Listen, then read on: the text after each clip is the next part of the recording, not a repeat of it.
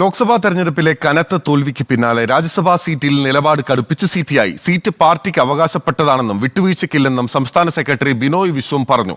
Seat നഷ്ടപ്പെടുത്താനാകില്ലെന്ന നിലപാടിൽ തന്നെയാണ് കേരള കോൺഗ്രസ് എമ്മും. ഈ മാസം അവസാനം ഒഴിവുവരുന്ന 3 രാജ്യസഭാ സീറ്റിൽ നിലവിലെ അംഗബലം വെച്ച 2 സീറ്റിൽ LDFന് വിജയിക്കുവാനാകും. അതിൽ ഒരു സീറ്റ് CPM ഏറ്റെടുക്കും. ബാക്കി വരുന്ന മറ്റൊരു സീറ്റിലേക്ക് അവകാശവാദം ഉന്നയിച്ച CPI, Kerala Congress M, RJD, NCP എന്നിവർ രംഗത്തുണ്ട്. RJDക്കും NCPക്കും സീറ്റ് ലഭിച്ചേക്കില്ല. CPIയും കേരള കോൺഗ്രസ് എമ്മുമാണ് പിന്നെ പ്രധാനികൾ. എന്നാൽ മുന്നണിയിലെ രണ്ടാമത്തെ ഘടകകക്ഷിയായ തങ്ങൾക്ക് ജയിക്കാൻ കഴിയുന്ന ഒരു സീറ്റ് കിട്ടിയേ മതിയാകൂ എന്ന നിലപാടാണ് CPIക്ക്.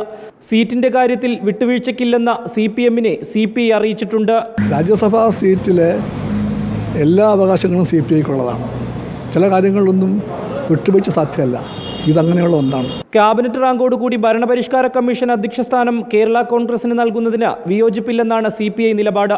എന്നാൽ ലോക്സഭയിലുണ്ടായിരുന്ന ഒരു സീറ്റ് പരാജയപ്പെടുകയും രാജ്യസഭാ സീറ്റ് ഇല്ലാതിരിക്കുകയും ചെയ്യുന്നതിൽ കേരള കോൺഗ്രസ് എമ്മിന് അതൃപ്തിയുണ്ട്. അതുകൊണ്ട് സീറ്റ് ആവശ്യം കടുപ്പിക്കാനാണ് കേരള കോൺഗ്രസ് എമ്മിൻ്റെ ഈ നീക്കം. എന്നാൽ രാജ്യസഭാ സീറ്റ് വിഷയം ചർച്ച ചെയ്തിട്ടില്ലെന്ന് CPIM സംസ്ഥാന സെക്രട്ടറി MV ഗോവിന്ദൻ അറിയിച്ചു.